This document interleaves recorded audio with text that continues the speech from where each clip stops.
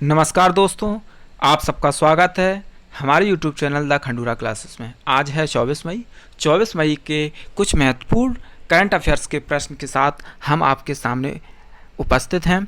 चलिए शुरू करते हैं। पहला प्रश्न है, आरबीआई ने रेपो रेट में कितने फीसदी कटौती की घोषणा की है? आपके सामने चार ऑप्शन हैं: 0.6%, 0.8%, 0.4% और 0.5%। तो इसका उत्तर हो जाएगा कि आरबीआई ने 0.4% की कटौती की घोषणा की है। आरबीआई के गवर्नर शशिकांत दास ने 0.4% की रेपो रेट में गिरावट की है। पहले रेपो रेट 4.4% थी, अब 0.4 घटकर यह 4% रह गई है। और इसी के साथ रिवर्स रेपो रेट पहले 3.75% थी, इसमें भी 0.4% की गिरावट आई है और इसी के साथ यह 3.35% हो गई है। आरबीआई का मुख्यालय मुंबई में है और आरबीआई की स्थापना 1 अप्रैल 1935 को हुई थी। हम आपको बता दें कि रेपो रेट और रिवर्स रेपो रेट क्या होती है। तो रेपो रेट वह दर होती है जब आरबीआई कम समय के लिए बैंकों को जिस दर पर कर्ज देती है उसे रेपो रेट कहते हैं, और जब बैंकें अपना रुपया आरबीआई में जिस दर पर रखती हैं उसे रिवर्स रेपो रेट कहते हैं। चलिए अगले प्रश्न पर चलते हैं। अगला प्रश्न है, पश्चिम बंगाल ने अम्फान तूफान के बाद पुनर्निर्माण कार्य के लिए कितने हजार करोड़ रुपयों का कोष गठित किया है? तो चार ऑप्शन आपके सामने हैं: 2000 करोड़ रुपए, 1000 करोड़ रुपए, 1.5 हजार करोड़ रुपए और 3000 करोड़ रुपए। तो इसका उत्तर हो जाएगा कि पश्चिम बंगाल ने अम्फान तूफान के लिए 1000 करोड़ रुपए कोष का गठन किया है और साथ में ही केंद्र सरकार ने भी 1000 करोड़ रुपए का अनुदान दिया है। मैं आपको बता दूं, पश्चिम बंगाल की राजधानी कोलकाता है और वहाँ की सीएम ममता बनर्जी हैं और राज्यपाल जगदीश धनखड़ हैं। पश्चिम बंगाल में कुल जिलों की संख्या 23 है और लोकसभा सीटें कुल 42 हैं तथा राज्यसभा सीटें 16 हैं। चलिए अगले प्रश्न में चलते हैं। अगला प्रश्न है, आयुष्मान भारत के लाभार्थियों का आंकड़ा कितना हो गया? तो आपके सामने चार उत्तर दिए गए हैं: 90,000, 1 करोड़, 80,000 और 2 करोड़। तो मैं आपको बता दूं कि आयुष्मान भारत के लाभार्थियों का आंकड़ा 1 करोड़ से भी पार हो गया है, यानी कि 1 करोड़ से भी ज़्यादा लोगों ने इसका लाभ ले लिया है। आयुष्मान भारत योजना 1 अप्रैल 2018 को शुरुआत की गई थी। इस योजना के तहत 5 लाख रुपए तक का मुफ्त इलाज होता है जो भारत के किसी भी स्थान पर लागू होता है। प्रधानमंत्री नरेंद्र मोदी ने 14 अप्रैल 2018 को अम्बेडकर जयंती के दिन छत्तीसगढ़ के बीजापुर जिले में इसका आरंभ किया था। चलिए अगले प्रश्न में चलते हैं। अगला प्रश्न है, अमेरिकी सीनेट ने किस देश की कंपनी को स्टॉक एक्सचेंज से हटाने का विधेयक पारित किया है? तो आपके सामने चार उत्तर दिए गए हैं: फ्रांस, चीन, जापान और भारत। तो इसका उत्तर हो जाएगा कि अमेरिकी सीनेट ने चीन की सभी कंपनियों को अपने स्टॉक एक्सचेंज से हटाने का विधेयक पारित कर दिया है, यानी कि अब चीन की कोई भी कंपनी अमेरिका में स्टॉक एक्सचेंज में कारोबार नहीं करेगी। अमेरिका के राष्ट्रपति डोनाल्ड ट्रंप हैं और अमेरिका की राजधानी वाशिंगटन डीसी है। अब चीन के बारे में बता दूं तो चीन के राष्ट्रपति शी जिनपिंग हैं और चीन की राजधानी बीजिंग है। अब चीन की बात आई तो मैं बता दूं कि इस समय कोविड-19 महामारी का दौर चल रहा है जो कि चीन के वुहान शहर से निकला था। चलिए अगले प्रश्न पर चलते हैं। अगला प्रश्न है, पाँचवा, किस सरकार ने प्रत्येक वर्ष मानसून के बाद आने वाले स्वाइन फ्लू या मौसमी इन्फ्लुएंजा का मुकाबला करने के लिए राष्ट्रव्यापी टीकाकरण की शुरुआत की। यानी कि आपके सरकार ने इन्फ्लुएंजा को रोकने के लिए राज्यव्यापी टीकाकरण का कार्यक्रम शुरू कर दिया है। तो आपके सामने 4 उत्तर हैं, मध्य प्रदेश, राजस्थान, हरियाणा और पंजाब।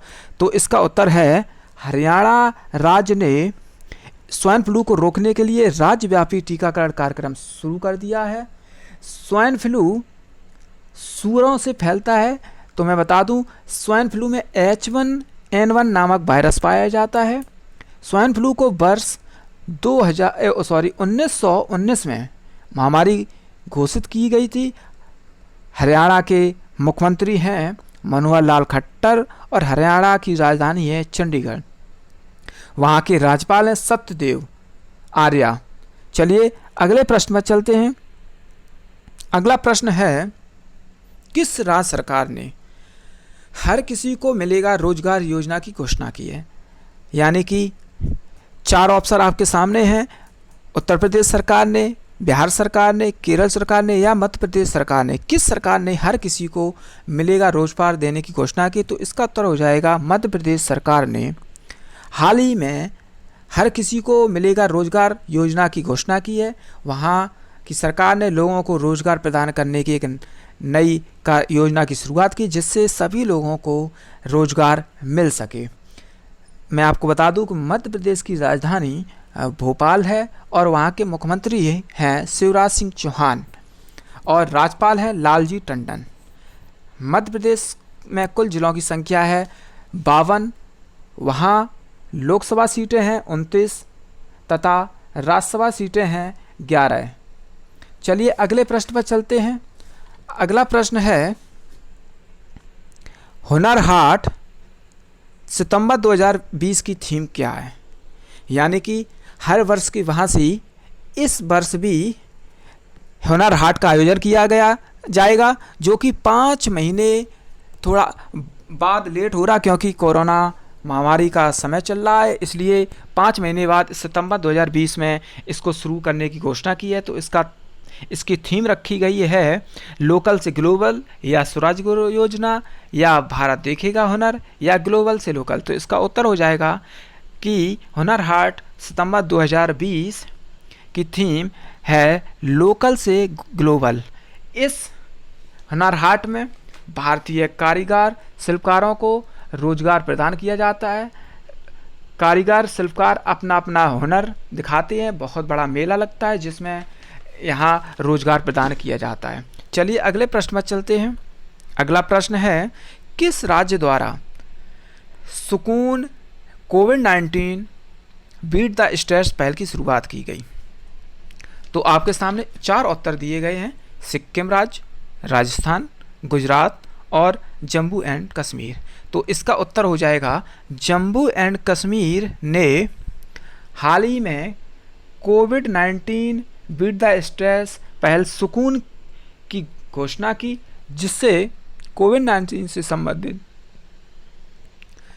लोगों में भय तथा मनोवैज्ञानिक प्रभाव को दूर करने के लिए सूचना और जनसंपर्क विभाग द्वारा टेलीविज़न पर एक प्रोग्राम प्रसारित किया जाएगा, जो हर मंगलवार को प्रसारित होगा।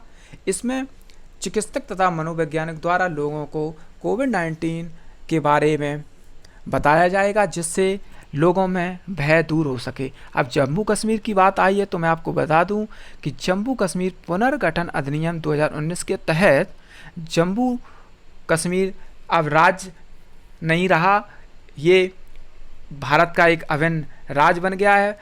यानी कि जम्मू कश्मीर पुनर्गठन अधिनियम 2019 को भारत की उच्च सदन यानी राज्यसभा में गृह मंत्री अमित शाह ने 5 अगस्त 2019 को एक प्रस्ताव पारित किया तथा इस अधिनियम को 6 अगस्त यानी अगले दिन 6 अगस्त 2019 को लोकसभा में भी पारित किया गया और तथा 9 अगस्त को राष्ट्रपति ने इस पर हस्ताक्षर किया। यह अधिनियम 31 अक्टूबर 2019 को सरदार वल्लभ भाई पटेल की जयंती पर लागू किया गया। सरदार वल्लभ भाई पटेल भारत के पहले उप प्रधानमंत्री थे। चलिए अगले प्रश्न पर चलते हैं। अगला प्रश्न है, विश्व बैंक और भारत सरकार ने हाल ही में कितने मिलियन डॉलर के समझौते पर हस्ताक्षर किया? यानी विश्व बैंक और भारत सरकार ने हाल ही में कितने डॉलर समझौते पर हस्ताक्षर किया? तो इसका उत्तर हो जाएगा कि 750 मिलियन डॉलर रुपयों के पर दोनों लोगों ने हस्ताक्षर किया, विश्व बैंक और भारत सरकार ने। अब विश्व बैंक की बात आई है तो विश्व बैंक के बारे में मैं बता दूं, विश्व बैंक का मुख्यालय वाशिंगटन डीसी है और इसकी स्थापना जुलाई 1945 में की गई। इसकी स्थापना ब्रेटन वुड्स के सम्मेलन में हुई थी जिसमें 43 देशों ने भाग लिया था। चलिए अगले प्रश्न पर चलते हैं। अगला प्रश्न है, किस ई कॉमर्स कंपनी ने भारत में ऑनलाइन फूड डिलीवरी की शुरुआत की?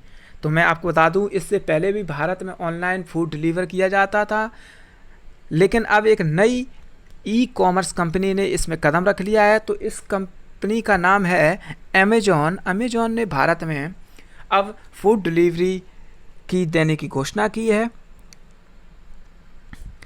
इससे पहले फूड डिलीवर भारत में स्विगी और जोमेटो, यानी कि स्विगी और जोमेटो सेवा देती थी। अब अमेजन फूड डिलीवरी भारत में दिया करेगा। चलिए इसी के साथ आज की करंट अफेयर्स समाप्त होती है।